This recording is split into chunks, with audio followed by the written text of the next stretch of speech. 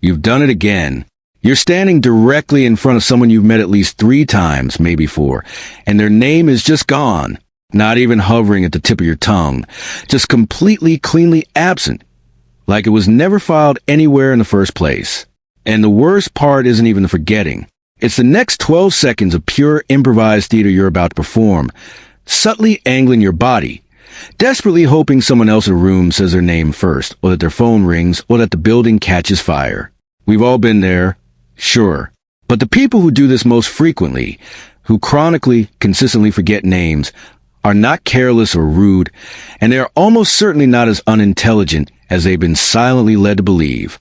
There's actually something very specific happening in their brains, and once you understand it, you'll never feel guilty about it the same way again. So, let's start with when you meet someone new. Your brain is doing an enormous amount of work simultaneously, reading their face, registering tone, and figuring out context, calculating where you stand socially and whether this person likes you or whether you even like them. Thinking about what you're supposed to say next. Your working memory, the short-term holding space in your prefrontal cortex, is essentially juggling 6 things at once. And into that exact moment of cognitive chaos, someone hands you a single arbitrary sound, their name. Hi, I'm Kevin. Kevin. Okay, Kevin doesn't mean anything. It doesn't connect to anything you already know. It doesn't trigger a concept, an image, a feeling, or an association. It just sits there isolated in a brain that is frankly too busy to babysit it. Psychologists actually have a name for why this happens. In 1987, researchers McWeeny and Ellis published a fascinating study demonstrating what's now called the Baker-Baker paradox. They told one group of participants that a person in a photo was a baker by profession, and told a separate group that the same person's surname was Baker.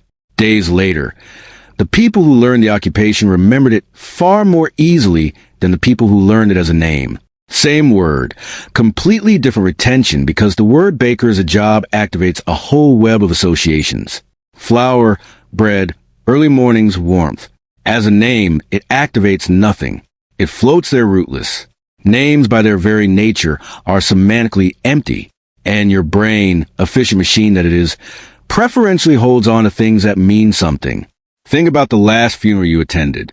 You probably remember the smell of the flowers, the specific silence in the room, who ended up crying the most, a sentence someone said that resonated with you deep in your chest.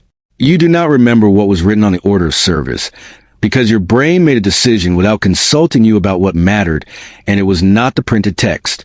It was never the printed text. Names are the order of service. Everything else about a person is the funeral.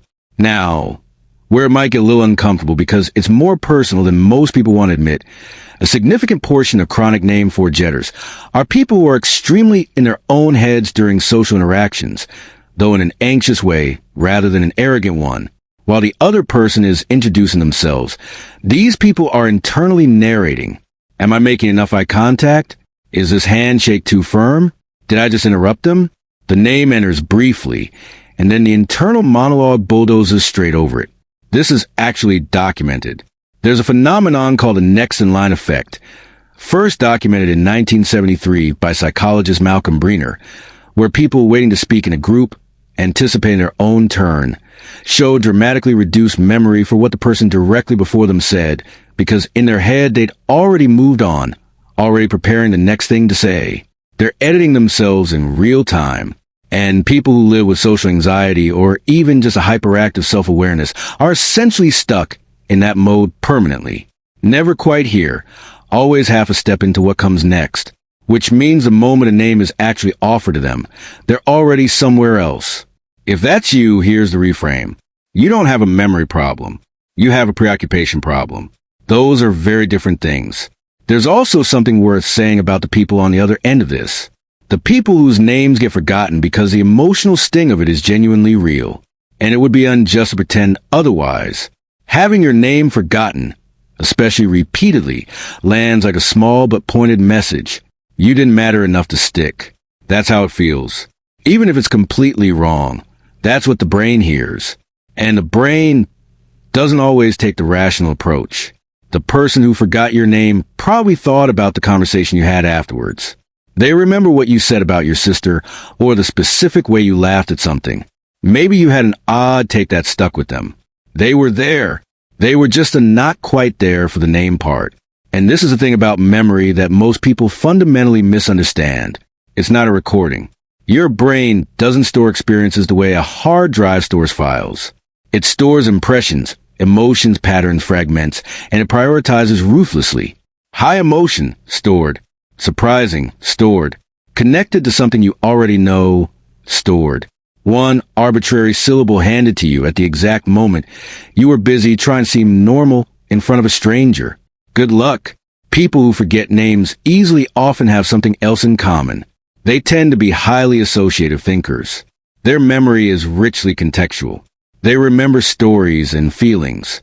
The look on someone's face when they said something that mattered. Ask them what someone was wearing at a party 3 years ago. They might actually tell you. Ask them the name of the person standing next to them, blank, because their brain was cataloging everything except the label. This is a flaw in the mind. It's just a particular architecture, one that is frankly better suited to storytelling, to emotional attunement, to the kind of listening that makes people feel genuinely understood, and worse suited to the specific mechanical task of holding and remembering what someone was called under social pressure. None of this means you shouldn't try to get better at it, by the way. Repeating someone's name back immediately when you meet them, connecting it to a visual or a person you already know. These things work, and they work because you're doing manually what your brain refuses to do automatically, building the association that wasn't there.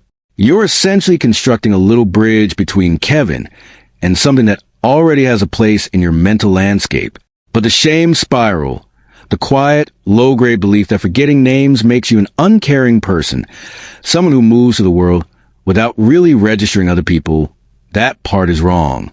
And it's worth saying clearly because a lot of people carry it without ever examining where it came from or whether it's actually true. You're not absent or dismissive. You are someone whose brain prioritizes differently, gets hijacked by its own internal weather, and sometimes fails at the single least interesting thing about a person, the arbitrary sound their parents assigned them before they had done a single thing worth remembering. The name was always the least of it. What you remember about people, the real stuff, the texture of who they are, that part, that's still there. That's been there the whole time. If you're interested in exploring some of my explanations further, I've put together a collection of books that dive deeper into psychology, human behavior, and independent thinking. You can find the full list on my bookshop page through the link in the description and pinned comment. And if you enjoy content like this, consider subscribing and turning on the notification bell so you don't miss future uploads.